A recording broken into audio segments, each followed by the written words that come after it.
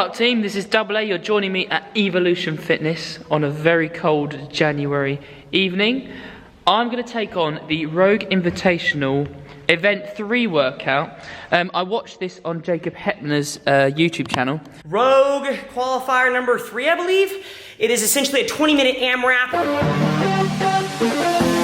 What it is, we're going for 100 double unders, 80 dumbbell snatch with 22.5 kilo dumbbells, 100 double unders, 60 toes to bar, 100 double unders, 40 squats at 50 pounds. So the 22.5 kilo dumbbells have to be in each hand, 100 double unders, and then 20 strict handstand push-ups. I'm going to be using 2 of these dumbbells. So can you see 22.5 kilos down there? I'm going to get warmed up and then we can get started. Albert Aldridge, my attempt at the Rogue Invitational Event 3 2020, 20th January I believe. Left knee is slightly niggling me, but I'm going to try and get through this anyway. See if you can beat my score. Going to start the timer in a second and then count 3, 2, 1.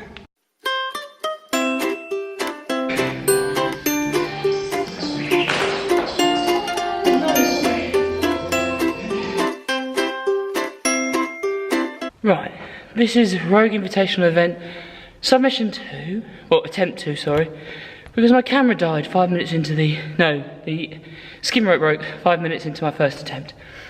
So this won't be as good, but let's give it a try.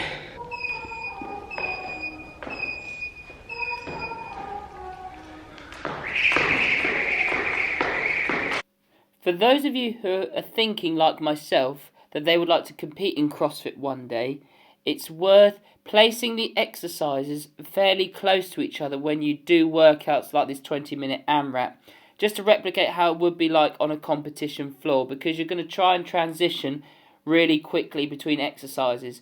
And getting the correct equipment, obviously, which I'm going to explain later on in this video, putting the equipment out correctly, transitions as well are very, very important to be able to succeed in CrossFit.